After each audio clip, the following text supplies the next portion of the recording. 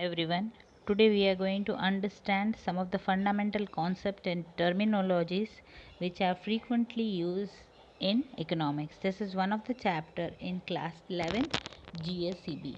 Now you might always get confused between price and the value. Now let us see how these both are different.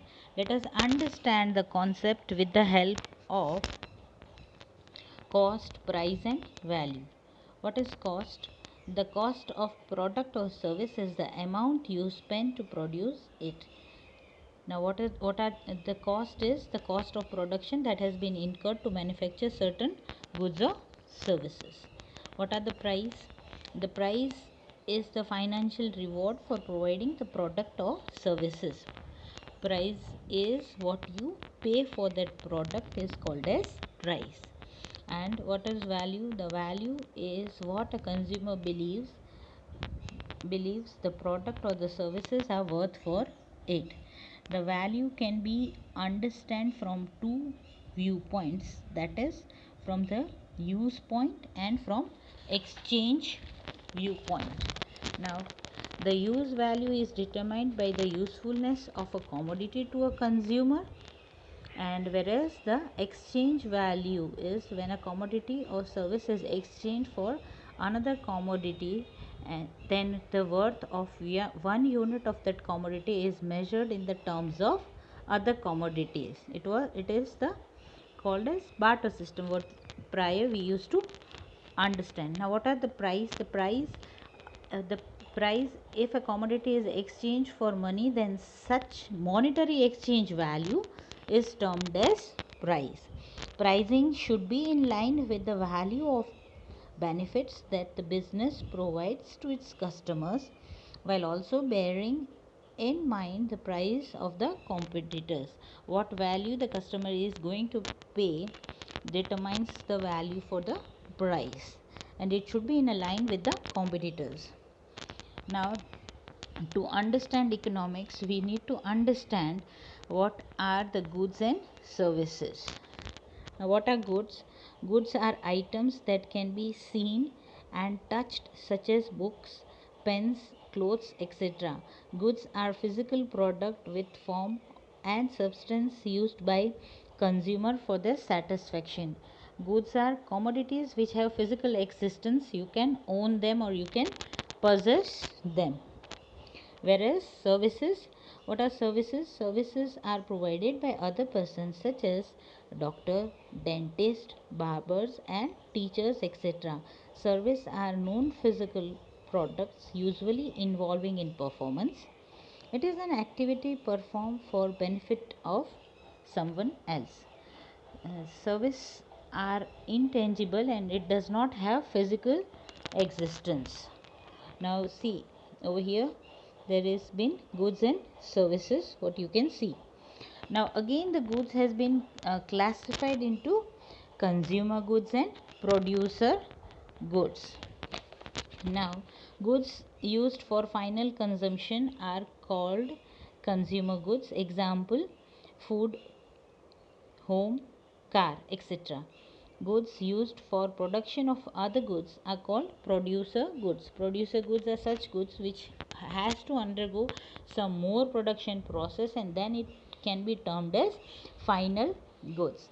For example, plants, machinery, factories, etc. Now again the goods have been classified into two parts, that is durable goods and non-durable goods. What are durable goods?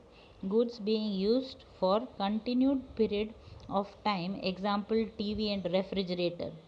If it either satisfies new demand or replaced all set, requires facility to use.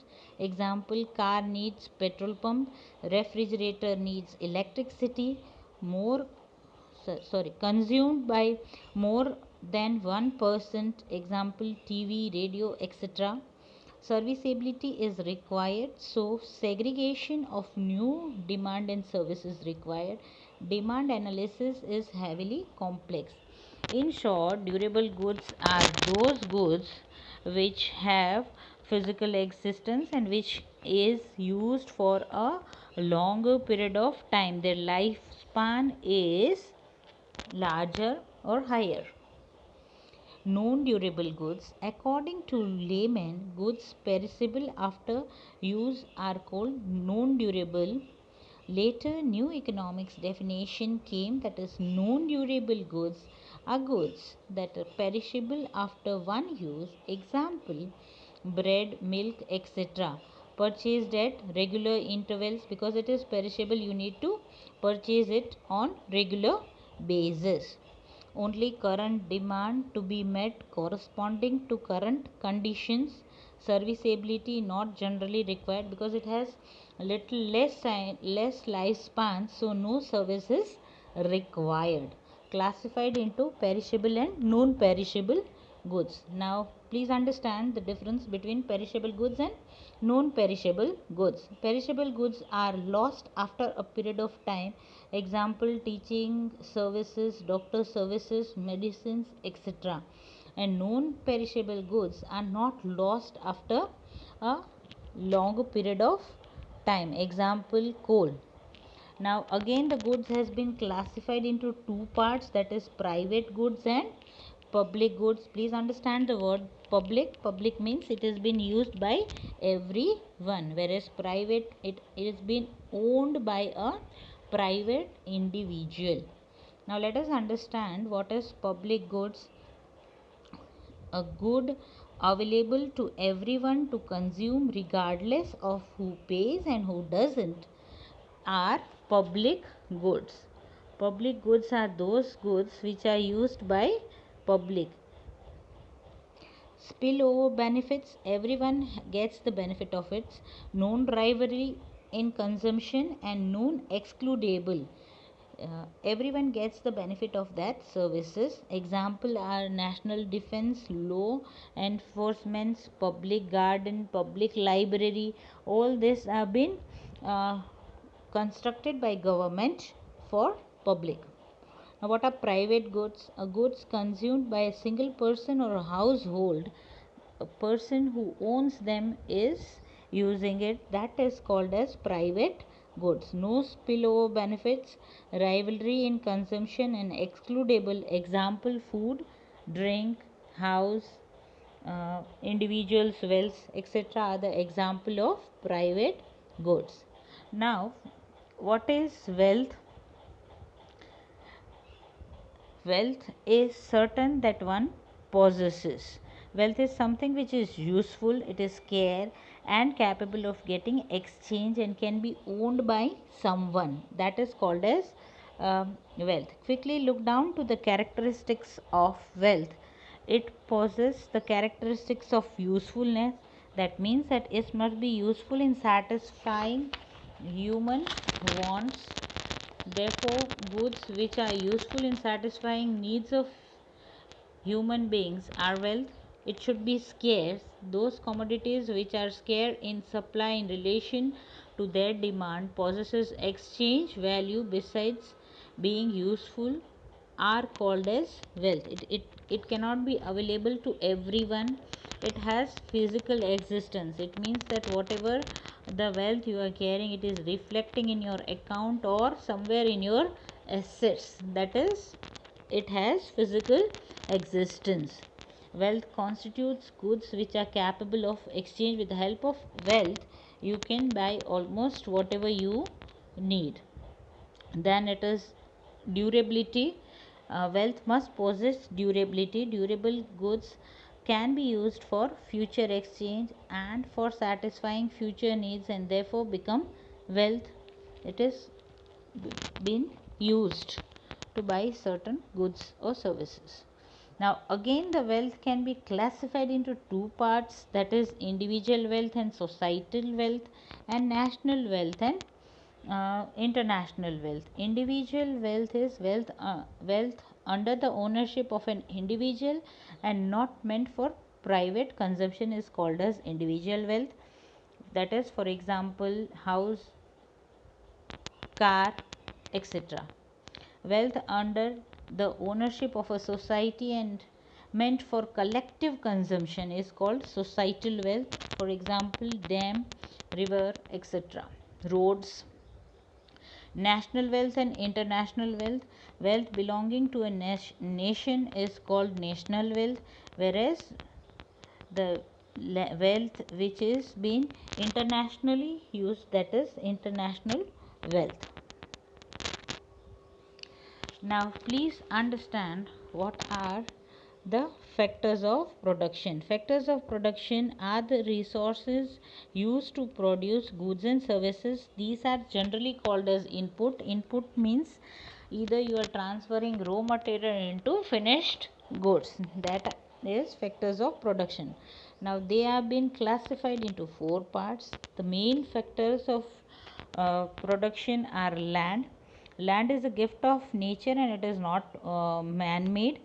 The total supply of land is also fixed. Land is the geographically immovable. It is limited scope.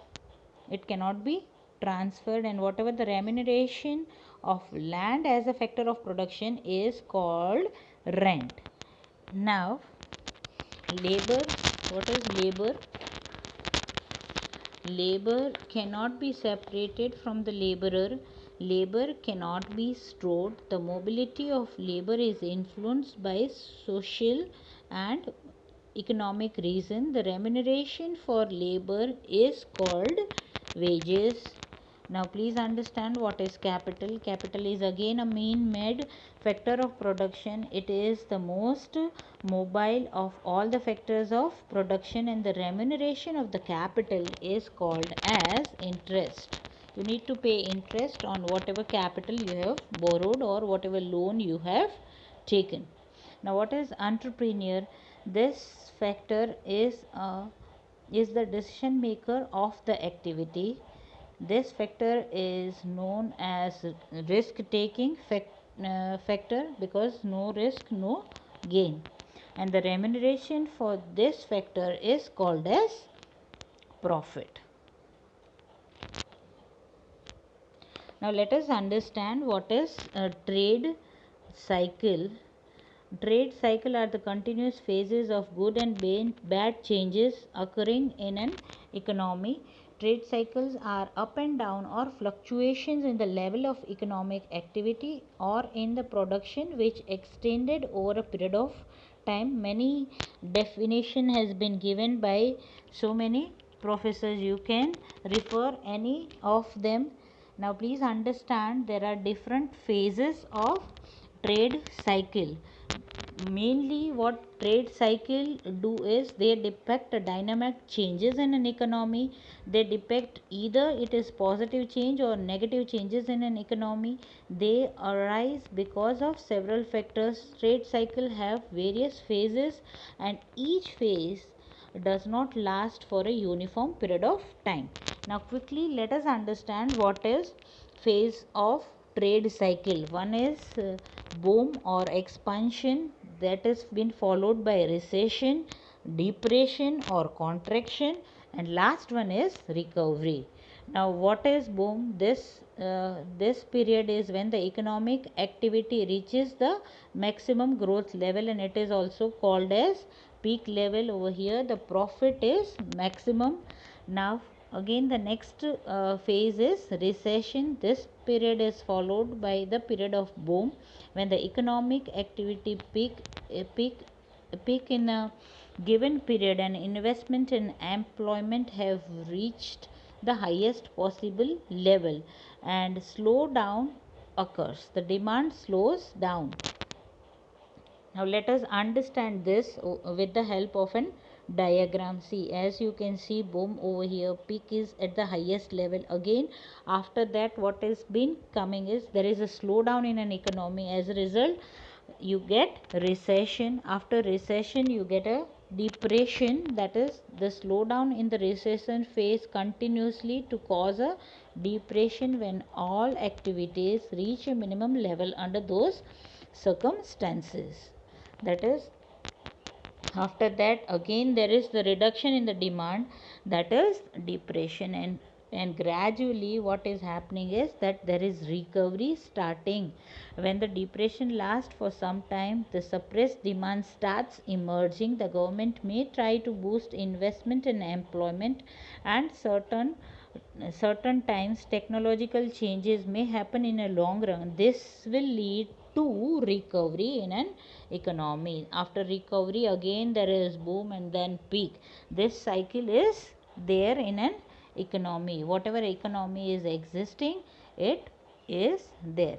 This type of cycle occur in all the economic and all the economic activities in long run. However, in the market oriented economic, these occur more openly, while they may suppressed by a state in the state controlled economics.